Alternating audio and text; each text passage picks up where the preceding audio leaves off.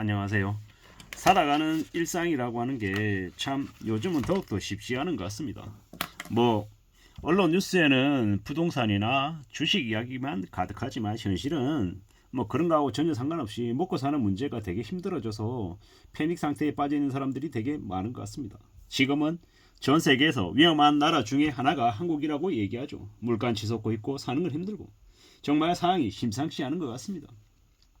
지금은 3.5%라고 하는 기준금리인데 뭐 이래저래 그 기준금리보다도 훨씬 더 높은 시중금리를 감당하고 부담해야 되는 사람들이 늘고 있습니다. 몇 년 전만 해도 뭐 몇 년 전에 제가 마이너 대출을 냈을 때 1억 대출했을 때 대출금리가 한 1.9% 정도였던 것 같습니다. 그리고 그쯤에 제가 잘 아는 이제 후배도 5억의 빚을 내서 8억짜리 집을 산다 뭐 이랬던 기억이 납니다. 뭐 그 당시에는 전세자금 대출 받아서 전세 사는 사람들이 되게 현명한 사람들이고 뭐 그러한 대출을 받지 않는 사람들이 어리석은 사람이다 이렇게 이제 치부받았던 것 같습니다. 뭐 지금은 제가 이제 대출이 없어서 대출 금리가 어느 정도인지 사실 그에 대한 감이 없긴 합니다만은 그럼에도 불구하고 빚으로 이제 쪼이는 사람들이 적지 않다라는 걸 피부로 느낍니다. 지금은요 정말 시중에 돈이 말라가는 것 같습니다. 이제 돈이 없어서 뭐 내환 위기 1997년에는 외환 위기였는데 지금은 내환 위기라고 얘기합니다. 사람들이 앞으로 30년 40년을 어떻게 빚을 갚으며 살까 뭐 이런 생각을 하면 많이 깝깝하죠. 앞으로 사람들의 신분은 항상 소득으로 결정된다고 얘기합니다. 뭐 자산가다 100억 자산가다 500억 자산가다 뭐 그게 중요한 게 아니라 그래서 당장 매달 고정적으로 벌어들이는 소득이 얼만데 이게 훨씬 더 중요해지는 시대 같습니다. 앞으로는요 빚 갚는 것도 이제 이자만 갚고 뭐 만기에 원금을 갚는 형태가 아니라 원리금을 매월 이제 원금과 이자를 같이 갚아가는 형태로 이제 바뀌어가는 거죠. 그리고 소득을 기준으로 해서 아마 대출도 나오는 것 같습니다. 앞으로 자금 압박이 더욱 심해져서 저축은행이 10개 이상이 부도가 날 것 같다라는 얘기도 되게 나오고 있습니다. 뭐 영끌이나 탐욕을 부린 이들이 엄청난 몰락을 겪을 거다 뭐 이런 얘기들도 나오고 있고요. 국가 부채가 2,400조다라고 얘기하기도 하고 정말로 이제 기존에 계속 만기 연장으로 미뤄서 겉으로 보일 때는 건전하게 보이게 해놨지만 실제로는요 매우 부실이 심각하다라는 겁니다. 앞으로는요 겉으로 보이는 모습을 가지고 모든 걸 판단해서는 안 될 것 같다. 실제로 진짜 실제의 모습을 좀 더 살피고 따져봐야 될 것 같습니다. 우리가 빚 2억을 3억을 갚는데 쉽다라고 생각하지만 실제로는요 빚 2억 3억은 20년 30년에 걸쳐서 갚아야 됩니다. 정말로 쉽지 않다라는 겁니다. 그래서 빚지지 말라고 얘기하죠. 그리고 빚을 져야 되면 어떻게 해야 된다? 꼭 감당할 수 있는 범위 안에서 빚을 지고 하루라도 빨리 갚아야 된다는 겁니다. 그리고 은행은 돈을 빌려주고 이자를 받는 곳으로 활용해야 삶이 안전해진다고 얘기합니다. 정신을 바짝 차리고 살아야 되죠. 자산은요 정말 쌀 때 사야 되는 것 같습니다. 근데 그 쌀 때라는 게 언제냐? 앞으로 많은 사람들이 몰락하고 무너지고 망가지고 나면 자산 가격이 많이 낮아질 것 같습니다. CJ, CGV도 2년, 3년, 4년 지나면 지금의 5천원대 주가가 15,000원, 2만원, 3만원, 4만원, 5만원 어쩌면 10만원까지도 치솟을지 모르고 부동산 가격도 지금은 비싸지만 몇 년이 지나면 2분의 1, 3분의 1 어쩌면 4분의 1까지도 내려갈지도 모른다라는 생각이 듭니다. 근데 그걸 살 수 있는 사람은 어떤 사람이다? 기다릴 줄 아는 사람. 기다릴 줄 안다라는 게 말은 그냥 버티고 기다리면 되지라고 하지만 우리는 매일같이 먹고 살아야 되기 때문에 기다린다는 게 정말 쉽지 않은 얘기죠.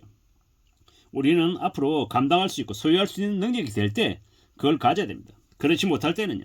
언제든지 그 소유한 것 때문에 재앙이 펼쳐질 수 있다고 생각해야 됩니다. 지금 무수히 많은 영끌들이 무리하게 빚을 진 탓에 삶이 계속 침몰하고 있죠. 엉망이 되어가고 있다고 보면 맞습니다.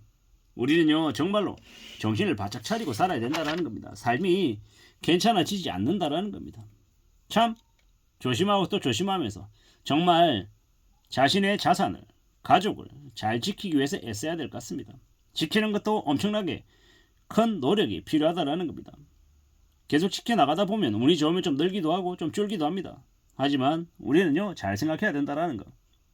언론에서 얘기하는 재테크 업자 전문가라고 얘기하는 놈들이 말하듯 금방금방 돈을 왕창 벌 수 있는 그런 일은 없다라는 거. 왕창 돈 벌 수 있는 일은 뭡니까?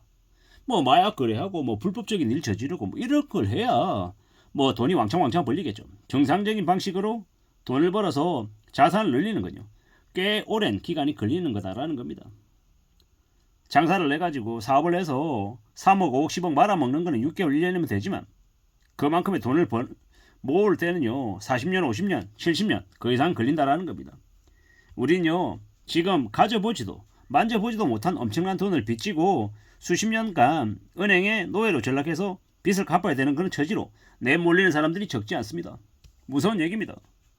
그러한 사람들이 너도 나도 도치에 늘어나고 자연 가게들이 몰락하고 무너지고 물가 올라가고 사람들이 못 먹고 살겠다고 아우성이고 회사들은 직원들을 내보내려고 혈안이고 직원들은 먹고 살려고 버티거나 아니면 또 다른 곳에 길이 있나 하고 찾아보러 다니고 참 이렇게 엄청난 일들이 계속 벌어지면 어떻게 살아야 되겠습니까? 어떻게 생각해야 되겠습니까? 참 무서운 얘기입니다. 앞으로는요. 우리는 정신을 바짝 차리고 살아야 됩니다. 2025년에는 점심 밥값이 15,000원, 20,000원이 될 수도 있을 것 같습니다. 지금 식품 제조사들이 가격 다 올리고 있고 이 난리가 나는 거죠. 몇 달 사이에 식품 물가가 10%, 20% 올라가고 있습니다. 이러면요. 아사자도 나온다고 하는데 무료 구입소도 사라진다는데 참 무서운 얘기입니다.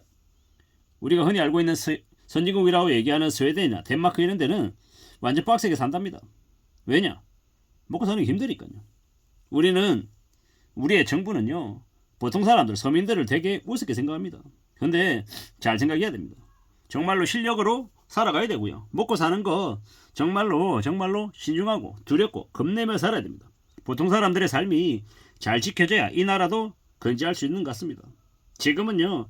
경제 쇼크가 너무 심해지고 점점 늘어나고 있는 상황입니다. 어떻게 살아야 될까? 고민해야 되는 시기다라는 겁니다. 정신을 좀 차리고 살아야 됩니다.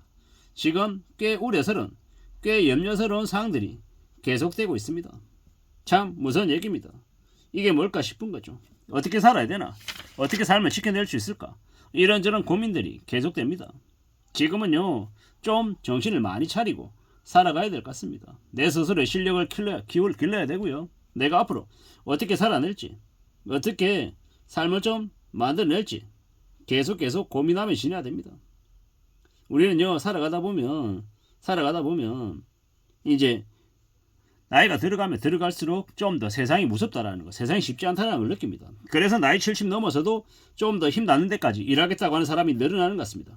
그렇게 나이 든 사람들은 더 성실하게, 더 착실하게 살려고 하는데 젊은 20대, 30대들은 그럴싸하게, 멋있게, 우아하게 살려고 하다 보니까 허드렛 일을 하기 싫어하고 안 하려고 그러고 노는데 빠져 삽니다. 우리는 이런 모습을 보면서 어떻게 살아야 될지 진지하게 고민해야 되고 앞으로 우리네 삶을 어떻게 좀 전개해 나갈지 잘 생각해 볼 필요가 있는 것 같습니다. 이상입니다.